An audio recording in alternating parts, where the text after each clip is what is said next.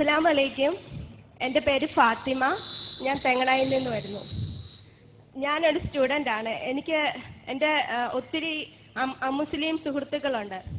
അപ്പം ഞാൻ ഖുർആൻ ഓതുമ്പോഴും ഞാൻ നമസ്കരിക്കുമ്പോഴും അവരെന്നോട് ചോദിക്കുന്ന ഒരു ചോദ്യമാണ്, അവരവരുടെ ദൈവത്തെ ഒരു ചിത്രത്തിലൂടെയെങ്കിലും കണ്ടിട്ടുണ്ട്, എന്നാൽ ഞാൻ അങ്ങനെയൊന്നും കണ്ടിട്ടില്ല, പിന്നെ എന്തിൻ്റെ അടിസ്ഥാനത്തിലാണ് ഞാൻ ഈ മതം വിശ്വസിക്കുന്നതെന്നാണ്.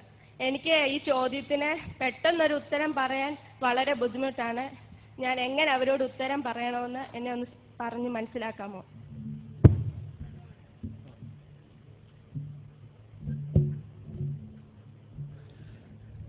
ഞങ്ങളെല്ലാം ദൈവത്തെ കണ്ടിട്ടുണ്ട്. ഈ കാണാത്ത ദൈവത്തെ ആരാധിച്ച് നടക്കുകയാണല്ലോ, പിന്നെ എങ്ങനെയാണ് പിന്നെ നീക്കിങ്ങനെ ആരാധിക്കാൻ കഴിയുന്നതെന്നുള്ള ചോദ്യത്തിന് ഉത്തരം കൊടുക്കണം എന്നാണ്. അവർ കണ്ട ദൈവം ദൈവം തന്നെയാണോ എന്ന് തിരിച്ചു വെച്ചാൽ മതി.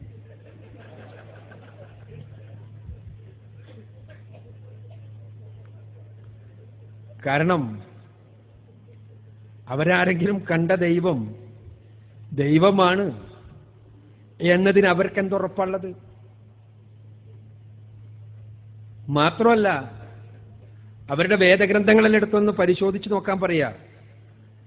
അവിടെയെല്ലാം പറയുന്നത് ഇക്കണ്ടതൊന്നും ദൈവമല്ല എന്നാണ്. ഇപ്പൊ ഹിന്ദു സുഹൃത്താണ് നിങ്ങളോട് പറഞ്ഞതെങ്കിൽ ഹിന്ദുവായ സുഹൃത്തിനോട് പറയാ കേനോപനിഷത്തും തുറന്നു നോക്കാൻ. കേനോപനിഷത്തിലെ 1-ാമത്തെ അധ്യായം 6-7 വചനങ്ങളൊന്ന് വായിച്ചു നോക്കാൻ. യച്ചുഷാന പശ്യതി യേന ചശോംഷി പശ്വതി തദേവ ബ്രഹ്മത്വം വിദ്ധി നേദം യദിദമുപാസതേ യത് ശ്രോത്രേണ ന ശൃണോതി യേന ശ്രോത്രമിദം ശ്രുതം തദേവ ബ്രഹ്മത്വം വിദ്ധി നേദം യദിദമുപാസതേ. എന്താ കേനോപനിഷത്ത് പറയുന്നത്? എന്തിനെയാണോ നിന്റെ കണ്ണുകൊണ്ട് കാണാൻ സാധ്യമല്ലാത്തത്, എന്നാൽ നിന്റെ കണ്ണുകൾക്ക് ആരാണോ കാഴ്ച ശക്തി നൽകുന്നത്, തദേവ ബ്രഹ്മത്വം വിദ്ധി, അവനാണ് ബ്രഹ്മമെന്ന് നീ അറിയുക. നേദം യദിദമുപാസതേ, ഈ ഉപാസിക്കുന്ന വസ്തുക്കളുണ്ടല്ലോ, കാണുന്ന വസ്തുക്കൾ, ഇതൊന്നുമല്ല യഥാർത്ഥത്തിൽ ബ്രഹ്മം. യത് ശ്രോത്രേണ ന ശൃണോതി, എന്തുകൊണ്ടാണോ എന്തിനെയാണോ നിനക്ക് കേൾക്കാൻ സാധ്യമല്ലാത്തത്, എന്നാൽ കേൾവിശക്തി നൽകുന്നത് ആരാണോ, തദേവ ബ്രഹ്മത്വം വിദ്ധി, അവനാണ് ബ്രഹ്മമെന്ന് നീ മനസ്സിലാക്കുക. നേദം യദിദമുപാസതേ, ഈ നീ ഉപാസിക്കുന്ന വസ്തുക്കളിലെ അതൊന്നും ബ്രഹ്മമല്ല. അപ്പോൾ കേനോപനിഷത്ത് പറയുന്നതനുസരിച്ച് ഈ ചിത്രങ്ങളിലുള്ളതൊന്നും തന്നെ ബ്രഹ്മമല്ല, ദൈവമല്ല. ഇനി നമ്മുടെ ക്രൈസ്തവ സുഹൃത്തുക്കൾക്കാണോ സംശയം? എന്നാൽ അവരോട് പറയാ, മത്തായിയുടെ സുവിശേഷം 5-ാം അധ്യായത്തിലെ 38-ാമത്തെ വചനം എടുത്ത് പരിശോധിക്കാൻ. ദൈവത്തെ പിതാവിനെ ആരും ഒരു നാളും കണ്ടിട്ടില്ല, അവന്റെ സ്വരം ആരും ഒരു നാളും കേട്ടിട്ടില്ല. പിതാവിനെ എന്നാണല്ലോ പറഞ്ഞിട്ടുള്ളത്. പിതാവല്ല യേശു ക്രിസ്തു, പിതാവ് പുത്രൻ പരിശുദ്ധാത്മാവിൽ 3-ാമത്തെ ആളാണല്ലോ. അപ്പൊ അത് കാണാമല്ലോ. അത് കഴിഞ്ഞിട്ടില്ല. യോഹന്നാന്റെ സുവിശേഷം 1-ാം അധ്യായത്തിലെ 18-ാമത്തെ വചനത്തിൽ യോഹന്നാൻ പറയുന്നു, ദൈവത്തെ ആരും ഒരു നാളും കണ്ടിട്ടില്ല. ദൈവത്തെ യോഹന്നാനാണ് യോഹന്നാന്റെ സുവിശേഷം എഴുതുന്നത്. ആ സുവിശേഷം എഴുതുന്ന യോഹന്നാൻ യേശുവിനെ കണ്ടിട്ടുണ്ട് എന്നാണ് ക്രൈസ്തവ വിശ്വാസം. ആ യോഹന്നാനാണ് പറയുന്നത്, ദൈവത്തെ ആരും ഒരു നാളും കണ്ടിട്ടില്ല. യേശു ക്രിസ്തുവിനെ തന്റെ ജീവിതത്തിൽ കാണുകയും യേശുവിന് ശേഷം 7 പതിറ്റാണ്ടുകളെങ്കിലും ചെയ്ത് കഴിഞ്ഞ് സുവിശേഷം എഴുതുകയും ചെയ്ത യോഹന്നാനാണ് എഴുതുന്നത്. അപ്പോ അതും ദൈവമല്ല, പിന്നെന്താ ചെയ്യാ? ഇവിടെ പ്രശ്നം നമ്മുടെ ഈ കാഴ്ചയിലേക്ക്, നമ്മുടെ ഇന്ദ്രിയങ്ങളിലേക്ക് പരിമിതിപ്പെടുത്താൻ കഴിയുന്ന ഒരു ശക്തിയാണ് സ്രഷ്ടാവായ തമ്പുരാൻ എന്ന് നിങ്ങൾ വിശ്വസിക്കുന്നുണ്ടോ?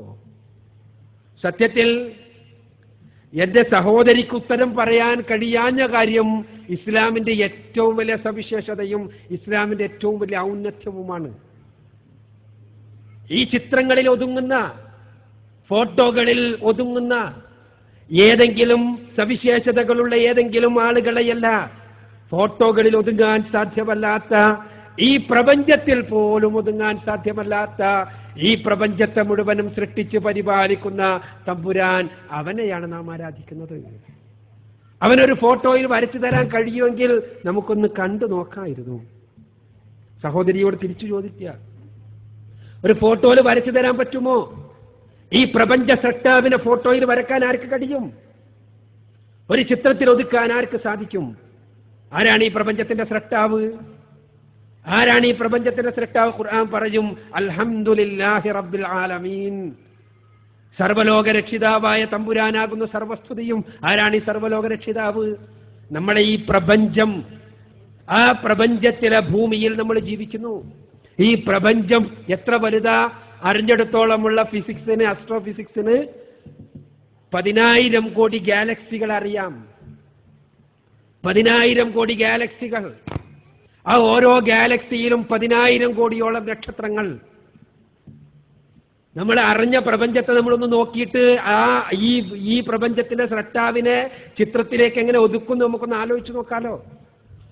10,000 കോടി ഗാലക്സികളിൽ ഒന്നായ നമ്മുടെ മിൽക്കി വേ ഗാലക്സിയിലെ അഥവാ ആകാശഗംഗയിലെ 10,000 കോടി നക്ഷത്രങ്ങളിലൊന്നായ സൂര്യന്റെ ചുറ്റും ചുറ്റിത്തിരിയുന്ന 8 ഗ്രഹങ്ങളും അതോടൊപ്പമുള്ള ഒരുപാട് ക്ഷുദ്ര ലുപ്ത ഗ്രഹങ്ങളുമെല്ലാം അടങ്ങുന്ന സൗരയൂഥത്തിലെ ഒരു ചെറിയ ഗ്രഹമായ ഭൂമിയിലെ ദശലക്ഷക്കണക്കിന് ജീവജാലങ്ങളിൽ ഒരു ജീവവർഗം മാത്രമായ ഹോമോസാപ്പിയൻ എന്ന വർഗത്തിലെ 700 കോടിയോളം അംഗങ്ങളിൽ ഓരോരുത്തരാണ് നമ്മളെല്ലാം. എത്ര വലിയ ആളുകളാണല്ലേ!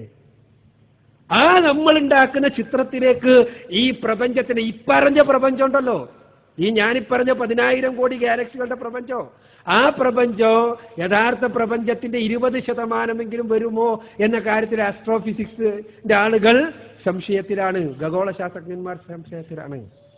നമ്മൾ കണ്ടെത്തി കഴിഞ്ഞ പ്രപഞ്ചമാണത്. അപ്പോ ഈ പ്രപഞ്ചത്തിന്റെ സൃഷ്ടാവായ തമ്പുരാനെയാണ് നമ്മൾ നമ്മുടെ പാഠപുസ്തകത്തിന്റെ ഉള്ളിലെ ഒരു ചില്ലിലേക്ക് ഒതുക്കുന്നത്. കഴിയുമോ നമുക്ക്? കഴിയില്ലെങ്കിൽ ഇല്ലാത്ത ഒന്നിനെ ആരാധിക്കാതിരിക്കുക. സൃഷ്ടാവായ തമ്പുരാൻ നമ്മുടെ ചിത്രങ്ങൾക്കകത്തൊതുക്കാൻ സാധ്യമല്ലാത്തവർ, സർവ്വലോക രക്ഷിതാവായ തമ്പുരാൻ ഖുർആൻ അവനെ പരിചയപ്പെടുത്തി, ഖുൽ ഹുവല്ലാഹു അഹദ് അല്ലാഹുസ് സമദ് ലം യലിദ് വലം യൂലദ് വലം യകുൽ ലഹു കുഫുവൻ അഹദ്. ഇത്ര സുന്ദരമായി സർവ്വലോക രക്ഷിതാവായ തമ്പുരാനെ പരിചയപ്പെടുത്തുന്ന ഒരു വചനം നിങ്ങൾക്ക് ലോകത്തൊരു മതഗ്രന്ഥത്തിലും കാണാൻ സാധ്യത. പറയുക കാര്യം അല്ലാഹു ഏകനാണ് എന്നതാണ്.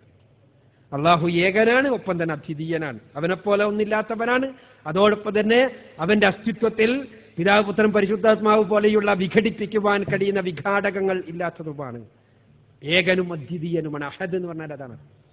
അല്ലാഹു സമദ്, അവൻ ഒന്നിനെയും ആശ്രയിച്ച് നിലകൊള്ളുന്നവനല്ല, എന്നാൽ എല്ലാം അവനെ ആശ്രയിച്ച് നിലകൊള്ളുകയും ചെയ്യുന്നു. ലം യലിദ് വലം യൂലദ്, അവൻ ജനിച്ചിട്ടില്ല, അവൻ ആരെയും ജനിപ്പിച്ചിട്ടുമില്ല. വലം യകുൽ ലഹു കുഫുവൻ അഹദ്, അവനു താരതമ്യം ചെയ്യാവുന്നതായി യാതൊന്നും തന്നെയില്ല. പിന്നെ എങ്ങനെയാ ചിത്രം വരക്കുക? സർവ്വലോക രക്ഷിതാവായ തമ്പുരാനെ ഒന്നുമായും താരതമ്യം ചെയ്യാൻ സാധ്യമല്ല എന്നുള്ള നിലക്ക് ഈ പ്രപഞ്ചത്തിലെ യാതൊന്നുമായും അവനെ താരതമ്യം ചെയ്യാൻ സാധ്യമല്ല. അവന് തത്തുല്യമായി, അവന് സദൃശ്യമായി, അവനെ താരതമ്യം ചെയ്യാവുന്നതായി യാതൊന്നുമില്ല എങ്കിൽ പിന്നെ ചിത്രം വരക്കാൻ എങ്ങനെ കഴിയും? അവന്റെ ഫോട്ടോ എങ്ങനെയുണ്ടാകും? അത് സാധ്യമല്ല.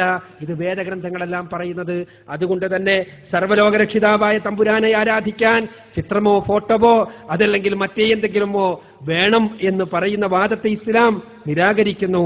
അവനെ സൃഷ്ടാവായ തമ്പുരാനെ അവന്റെ നാമഗുണവിശേഷ